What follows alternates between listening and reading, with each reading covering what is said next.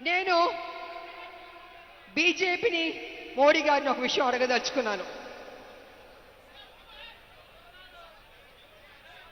మోడీ గారు ఆ మధ్య జమినీ ఎన్నికలు చేద్దామని చెప్పారు. కానీ అపోజిషన్ వాళ్ళు జమినీ ఎన్నికలు చేయకూడదని భారతదేశంలో ఉన్న అపోజిషన్ లీడర్లు అందరూ పార్టీలు చెప్పాయి. కానీ మోడీ గారు ఏమన్నారంటే, లేదు జమినీ ఎన్నికలు నిర్వహించి తీరుతాం అని మొండు పట్టుబట్టారు. మరి మోడీ గారు జమినీ ఎన్నికలకి మీరు చూపించే శ్రద్ధ కొంచెం మా 42% బీసీ రిజర్వేషన్ మీద కూడా చూపిస్తే బీసీలకి న్యాయం చేసిన వారు అవుతారు కదా అని నేను మోడీ గారిని అడుగుతున్నాను.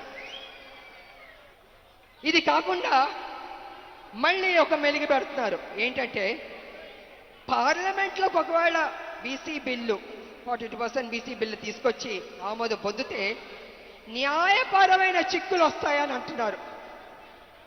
నిజంగా న్యాయపరమైన చిక్కులు ఉంటే మరి ఈ బీసీ రిజర్వేషన్ ఎలా అమలు చేశారు మోడీ గారు నేను అడుగుతున్నాను. నేను అది అమలు చేసినప్పుడు 42% బీసీ రిజర్వేషన్ ఎందుకు చేయలేరు అంటే మీకు చిత్తశుద్ధి లేదు, చెయ్యాలని లేదు. మీరు బీసీ చెప్పుకుంటారు, ఇవాళ నడి రోడ్డున మీ హైదరాబాద్ కాదు ఢిల్లీలో మా బీసీలకి న్యాయం చేయడానికి గొంతెత్తి అరుస్తుంటే పట్టించుకోరా మోడీ గారు? మీరేం చేయదలుచుకున్నారు? మీరు బీసీలకి న్యాయం చేస్తారా లేదా అని ఇప్పుడు తెలిసిపోద్ది. బీసీలు అయ్యా మోడీ గారు మీరు ఏదైతే కుర్చీలో కూర్చున్నారో ఆ కుర్చీ తయారు చేసింది బీసీలే, ఆ కుర్చీలో నాయకులు కూర్చోబెట్టింది బీసీలే, కానీ వాళ్ళు బీసీలు అవమానిస్తున్నారు. దేవుడు గుళ్ళో దేవుడు ఉన్నాడే చెక్కబట్టిందే అది ఎవరు చేశారు? మన బీసా అన్నం పెట్టే బీసీలకు అన్నం పెడతారా? ఆలోచించుకోండి మోడీ గారు. కాంగ్రెస్ పార్టీ ముందడుగు వేసింది, రాహుల్ గాంధీ గారు పట్టుబట్టారు బీసీకి న్యాయం చేయాలనేసి. ఆ బీసీ బిల్లు పాస్ అవ్వాల్సిందే, లేకపోతే మోడీ గారు మా బీసీ బిడ్డల దృష్టిలో ఎప్పటికీ మీరు విలన్గానే ఉండిపోతారు. ఎప్పటికీ మీకు మా బీసీ బిడ్డలు ఓటు వెయ్యరు.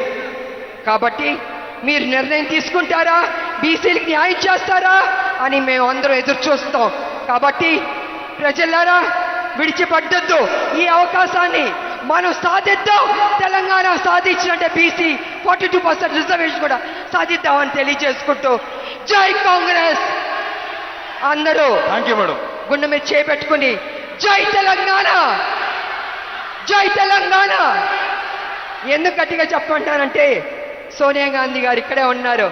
అమ్మ సోనియా అమ్మ మనకి తెలంగాణ ఇచ్చింది, ఆవిడ సంతోషిస్తుంది. కాబట్టి మన రాష్ట్రాన్ని మనం గౌరవం ఇవ్వాలి. గుండె మీద చేపెట్టుకుని జై తెలంగాణ, జై తెలంగాణ, జై కాంగ్రెస్. Thank you.